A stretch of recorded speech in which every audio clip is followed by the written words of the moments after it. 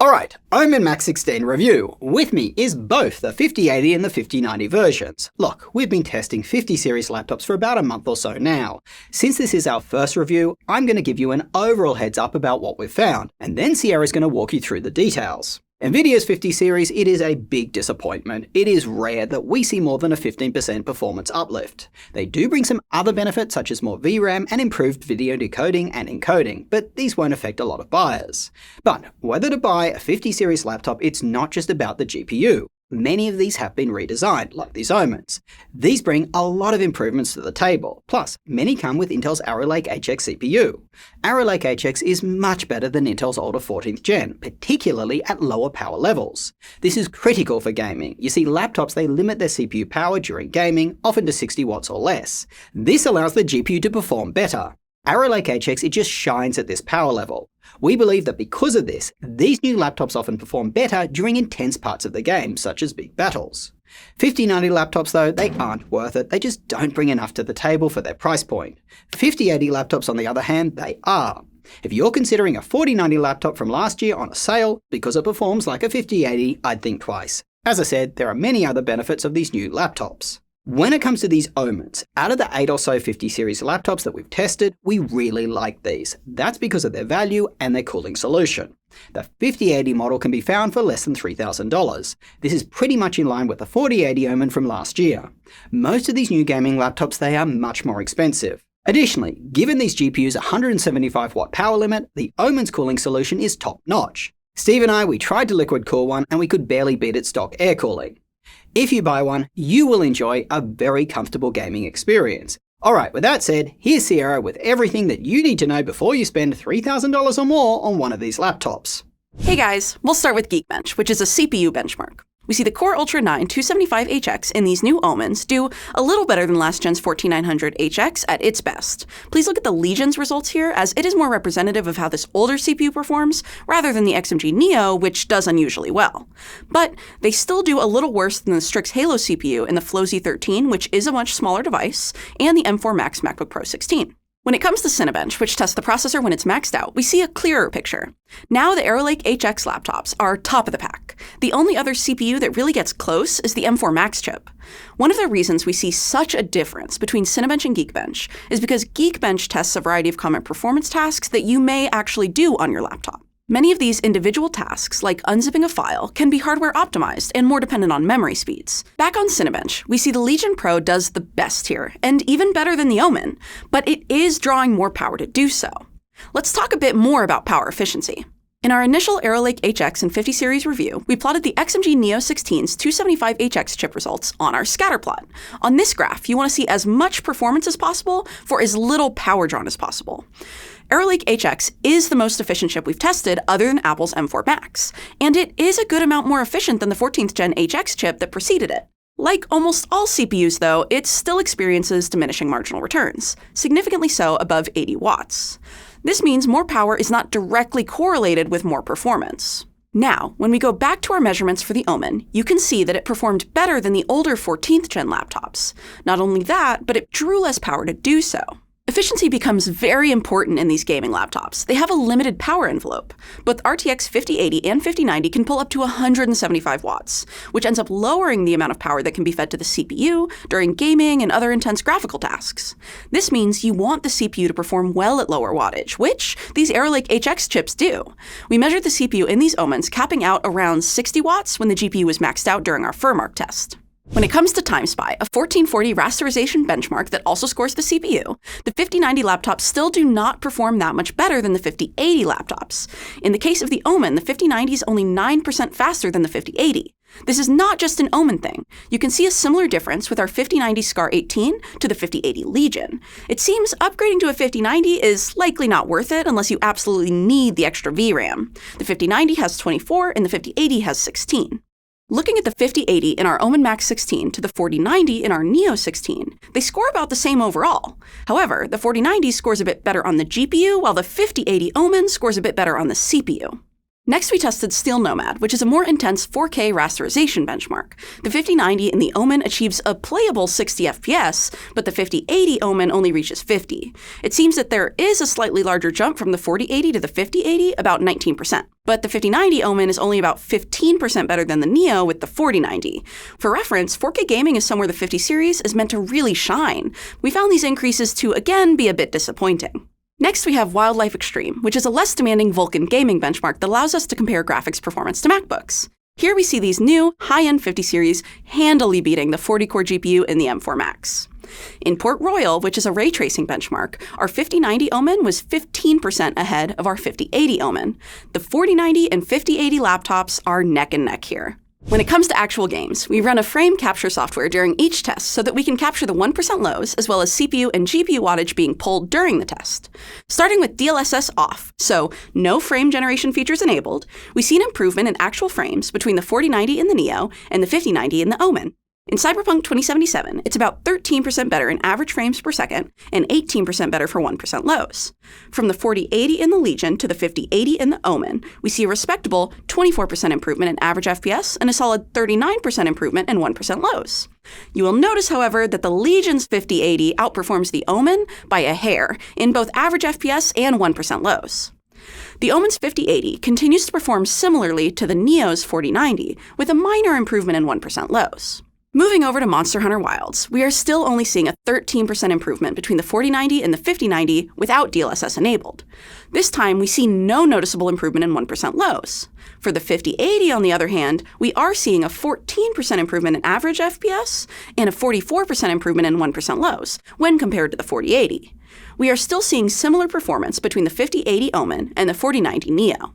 In Forza Horizon 5, the Omen with 5090 only sees a 9% increase in FPS from the Neo with the 4090, but a whopping 68% improvement in 1% lows. This improvement in 1% lows appears to hold true across all of the 50 series versus their 40 series counterparts, but it's disappointing that we don't see these kinds of gains in any of the other games. Our last gaming benchmark is Final Fantasy XIV Dawn Trail. In this game, the Neo 16 with the 4090 does the best here of all of our laptops. The 4080 Legion also beats the 5080 Legion. What an odd result. What we noticed in the data is that the 40 series laptops feed their GPUs more power during this test. We're not sure why that would be the case for this benchmark and no other ones, though. This could be a game optimization issue or a driver issue. We don't know. But it's certainly highlighting the inconsistency of the 50 series right now. So, what about when we turn DLSS on, enabling NVIDIA's new multi-frame generation in the games compatible with it? Does it work better on the 50 series than the 40? Honestly, the results aren't that much different between the 4090 and the 5090. In Cyberpunk, with DLSS on, we see that same 13% increase in average FPS and 1% lows that we saw with DLSS off. We also see around a 56% increase in frames with DLSS on, regardless of which generation of graphics you are using.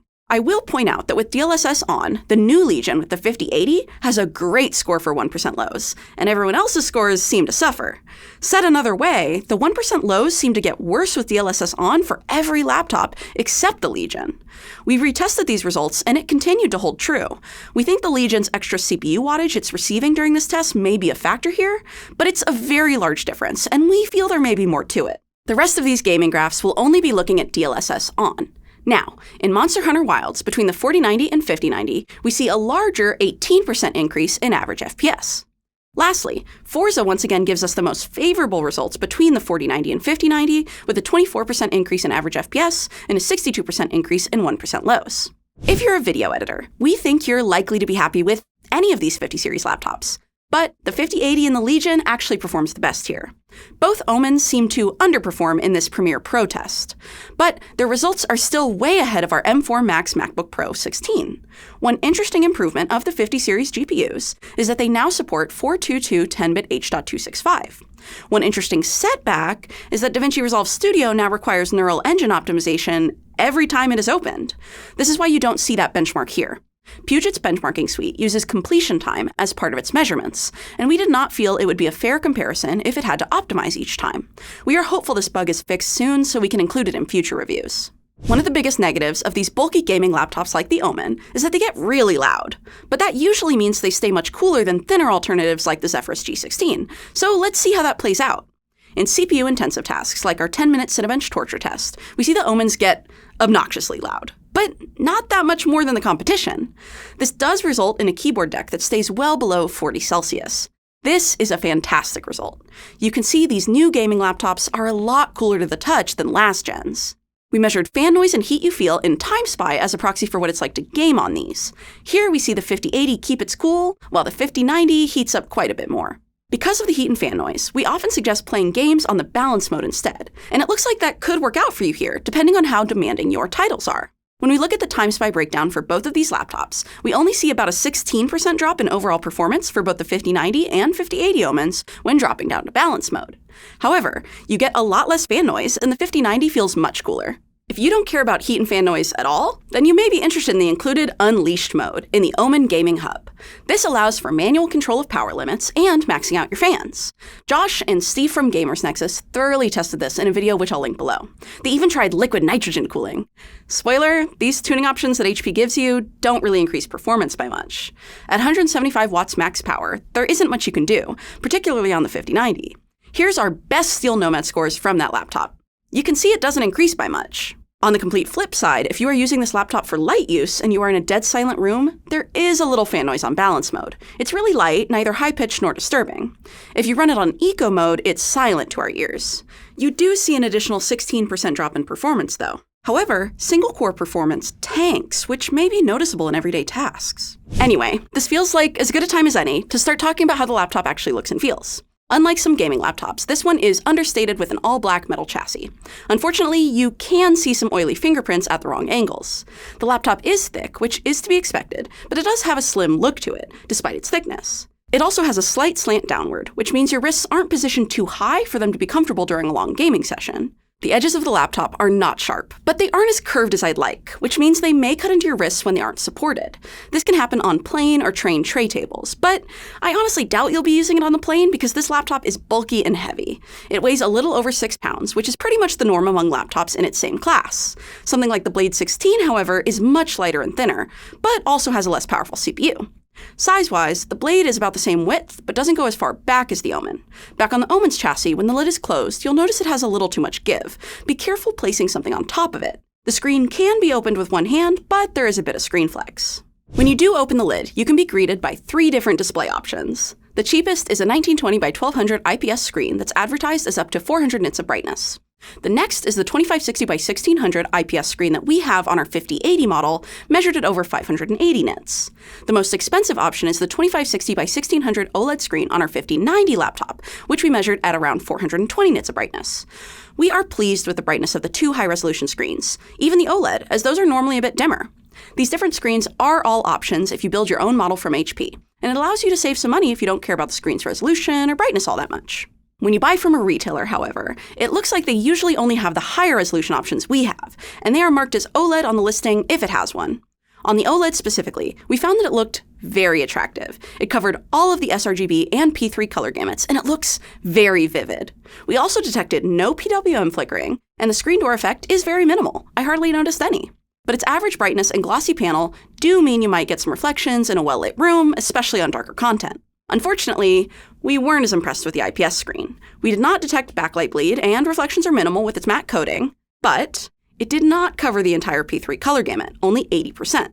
The red in particular seemed a little bit orange to me when I was running the test. The keyboard on the Omen is overall very nice. It has a cool keycap design where you can see the individually lit RGB around the edges of the keys as well as through the symbols on the middle.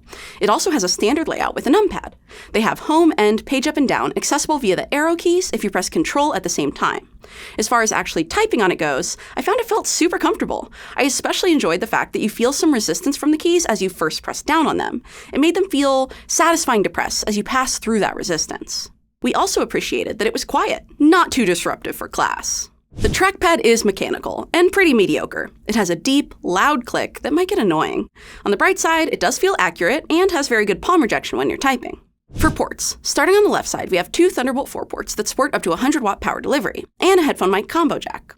On the back, we have the AC charging port that takes a 330-watt barrel pin charger, a 2.5 gig Ethernet port, an HDMI 2.1 port, and a 10 gigabit USB-A port. On the right side, we have one more 10 gigabit USB-A port. This is a solid selection of ports at various locations on the laptop. I especially like that the USB port on the right side is so far back that cables won't get in your way if you are right-handed. As far as nitpicks go, I would have liked to see an SD card reader, considering how many professionals buy these laptops. I would have also liked to see the back ports labeled from the top so you could see them without turning the laptop around. And of course, we always appreciate when manufacturers put the Thunderbolt ports on different sides for easier docking. That would have been nice to see here. Thunderbolt 5 would have also been a nice bonus at this price point. The speakers have a nice clear sound to them, and they get very loud. They also come out of 2 locations on the laptop, which are downward facing. The only negative seems to be a lack of bass when hearing lower tones. Take a listen.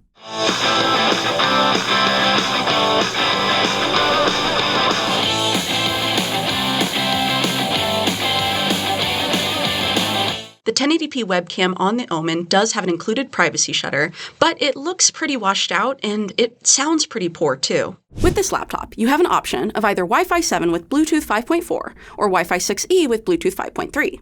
Now, of course, battery life on gaming laptops is famously bad, but let's discuss our findings. Firstly, it probably comes as no surprise that these laptops struggle to maintain their full performance when unplugged. During our 30-minute Cinebench test, only the MacBook Pro was able to achieve the same score. In this test, we see our Omens do particularly poorly, but still better than the laptops with the 14th gen processors like the older Legion or Neo. After the 30 minutes are up, we measure how much battery percentage is remaining on the laptop to get an idea of how long it might last for these kinds of tasks. Our Omens are about middle of the pack as far as battery remaining goes, meaning they could last about an hour during high-performance loads, but not much more than that. The laptops that throttle their performance the most, like the G16, tend to do the best in this test. Lastly, we see how long the laptop can last doing a simple video playback, in this case playing a downloaded movie on repeat with no background processes running until the battery dies. We think this is where the most interesting information comes to light. The 5090 laptops last less than 4 hours, while the 5080 ones last over double that. The Omen especially lasts a pretty reasonable 7.5 hours here, which is decent for a laptop in its class. Yet another reason to buy the 5080 instead. To test Linux compatibility, we booted up Fedora 42 on the Omen. Everything worked except for the keyboard backlight and display brightness. To check upgradeability, we opened the back after taking out 6 screws and unscrewing 1 seated screw. It was pretty easy, and check out these internals. The RAM and an empty SSD slot are easily accessible. Things are also labeled so you know what you're looking at. Overall, this is very cool. We believe the included SSD, CPU, and GPU would be accessible if you remove the screws attaching this large plate with the heat pipes and fans. This would also give us a glimpse of its vapor chamber cooling. We know gamers are more likely to do their own maintenance on their devices, so HP has done a mostly solid job here. Except we couldn't locate the Wi-Fi card, so that may be soldered. Well, that's a wrap. Since Josh gave you our conclusions up front, I'll keep it brief. Of all the 50 series gaming laptops I've been testing, the Omen and the Legion with the 5080s have been my favorites. Between the two, the Legion performs a bit better, but I would go with whichever one is less expensive, since these prices have been fluctuating and we want you to get the best value. The Omen Max 16 is a somewhat premium laptop with great performance that would be a solid pick for a hardcore gamer or video editor on the go. If you're curious about the Legion instead, get subscribed as my video on that one is coming up next, and I'm super excited for it.